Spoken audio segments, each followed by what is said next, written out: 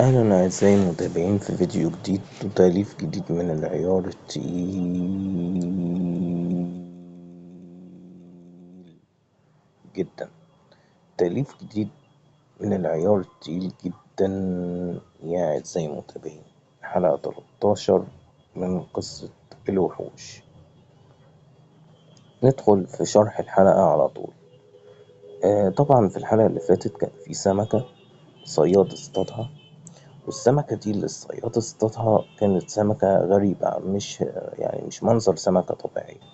فالصياد خد السمكة المعمل ده في حتة اسمها الخصوص، شبرا تقريبا، يعني اسمها كده، اسم المنطقة كده. إن أنا ماليش في المترو صراحة ومعرفش محطة المترو. هو أخد السمكة لمعمل خاص في البحوث، والمعمل ده أما ودى فيه السمكة كان زي ما قلنا السمكة كانت في الوقت ده في المعمل بيتم فحص جسم السمكة. وفجأة وهم الدكاترة بيفحصوا جسم السمكة دي، فجأة اتحولت لوحش مرعب جدا قدام. بس احنا ما نسبقش الأحداث، ده في حاجات خطيرة جدا حصلت. لأن السمكة ما اتحولت لوحش خطير جدا، الدكتور اللي بيشرح جسم السمكة صرخ وقال الحقوني.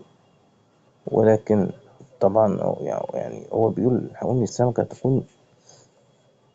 ومش بس كده، ده ما دخل الحمام وقفل على نفسه طلع له الصرصار الخطير اللي اتكلمنا عنه في الحلقة 11 من قصة الوحوش، لما كان عريس في القليوبية تقريبا، وكان في ليلة دخلته وسمع صوت من المطبخ وراح يشوف فيه ايه، لقى صرصار ضخم على شكل وحش مخيف وكل دراعه.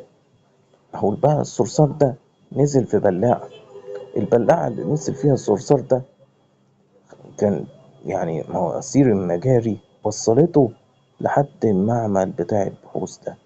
شوفوا ازاي صرصار خبيث لئيم.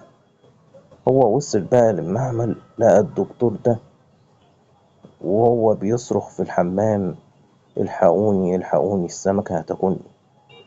طبعا الصرصار دخل عليه، يعني كان موضوع صعب جدا. يعني قام ظهر له وقال له على فين، كان من نظرته كوحش بيقول له على فين، انت وليمتي اكلتي ياكله. طبعا قام الدكتور قال له لا لا، وقعد يصرخ. ولكن طبعا الوحش الصرصور المرعب اكلوه هبرة واحدة. بعدها دخل عامل النظافة الحمام، لما كان سمع صوت الصراخ المستمر بشكل مخيف. بس لما دخل الحمام عامل النظافة ده، واللي احنا مش هنقول اسم شخصيته دلوقتي، دخل الحمام عشان يشوف ايه الصوت اللي بيصرخ ده، لكن اتفاجئ ان الحمام فاضي. السمكة اللي كانت على شكل وحش وكانت بتهاجم الدكتور اختفت. لا، هي مش اختفت، هي رجعت كما كانت على هيئتها الطبيعية وفي مكانها، زي ما كأنها ما اتحركتش. وهو كان طبعا عامل نظافة غلبان، معهوش فلوس يجيب بيها سمك عشان يتغدى هو وعياله سمك. فلما لقى السمكة دي محطوطة كده ومفيش دكاترة بيفحصوها، ظن من عقله إن السمكة دي يعني ياخدها وخلاص ويتغدى بيها. ولو إنه كان شايف إن السمكة مظهرها مرعب، ولكن هو خدها معاه برضه وقال يلا نتغدى بيها أنا وعيالي. هو طبعا كعامل نظافة غلبان مش فاهم حاجة ولا عارف إن السمكة دي هي وحش مرعب جدا جدا. وننتقل بعد كده يا أعزائي المتابعين لقناتي الغالية، قناة يوتيوب. ماليش أغلى من قناة يوتيوب، أنا يا أعزائي المتابعين بحب قناتي أكتر من أي حد تاني، يعني محدش في حياتي أغلى من قناة يوتيوب بتاعتي، لأن قناة يوتيوب بتاعتي دي أنا بجتهد فيها لأجل تحقيق هدف في غاية الأهمية، هدف يعني مفيش كلام يعني من الآخر. أعزائي المتابعين، طبعا يعني أنا زعلان أعزائي المتابعين جدا بسبب إني سمعت خبر مفزع، خبر مؤلم. والخبر المؤلم ده هو إن الكهرباء في دولة العراق انقطعت بشكل كامل. معرفش إذا كان أعزائي المتابعين العراقيين بيقدروا يتفرجوا على فيديوهاتي ولا لأ، بس أنا شايف إن معدلات الفيديوهات أغلبيتها بقت في الضياع، وده لأن حرفيا يعني الفيديو ده مش جايب إلا مشاهدة واحدة، حرفيا هي مشاهدة واحدة.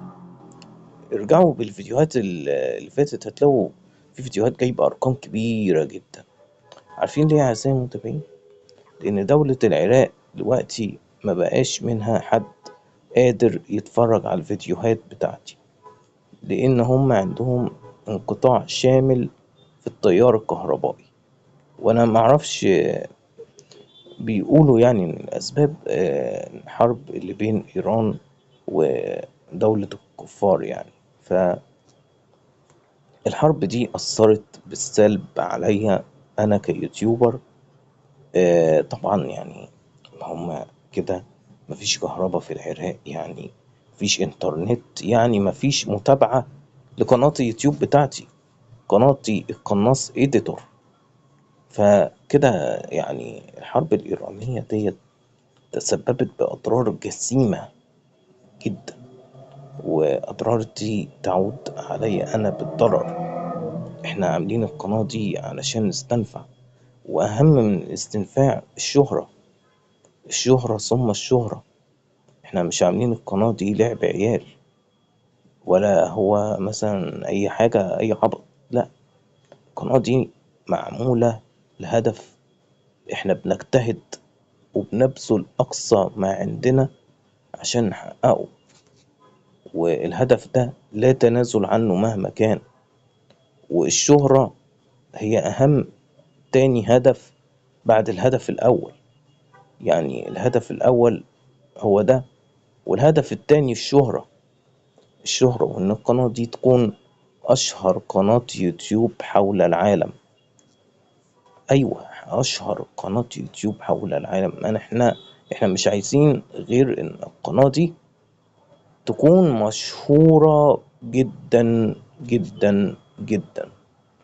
يعني احنا ما بنهزرش في الكلام، كلام كبير. ما ينفعش ان القناة اه تبقى كده شهرتها، لا لا لا لا، مفيش الكلام ده. ويعني احنا بنسعى جاهدين ان القناة دي تكون من اكبر قنوات يوتيوب في العالم كله. انا هعرض لكم جزئية كده من تأليف حلقة 14 من قصة الوحوش. وطبعا الحلقات الجاية كلها قصيرة، يعني احنا مش كاتبين فيها كلام كتير، ولا انا عايز اكتر فيها في الكلام، لان الكلام الحلقة لما بتطول احيانا بيبان قدامك انها طويلة فبتزهق، واحنا مش عايزين اعزائنا المتابعين يزهقوا. فاحنا على قد ما بنقدر بنقصر الكلام علشان يعني ما يبقاش الموضوع ممل على المتابعين. وأنا فخور جدا بإني أنتم يا أعزائي المتابعين بتتابعوني وبتهتموا بفيديوهاتي. زمان كان يقولك لكل مجتهد نصيب، وهو ده الكلام اللي احنا دايما بنقوله، إن اللي بيجتهد دايما بينول، واجتهادك هيوصلك لحاجات حلوة. وخدها قاعدة دايما، كل ما تجتهد كل ما إن شاء الله هيكون جزائك أفضل. فلازم الاجتهاد ثم الاجتهاد، وأنا مش مقصر في حق الاجتهاد ده، أنا بعمل اللي أقدر عليه وزيادة كمان. وأتمنى يا أعزائي المتابعين إن التأليف ينال إعجابكم، والأهم من كده تقولوا آرائكم وكومنتاتكم الجميلة اللي أنا مستني أشوفها بفارغ الصبر. أنا بحبكم من القلب يا أعزائي المتابعين. أشوفكم في فيديو جديد، ويا رب تكونوا دايما بخير. مع السلامة.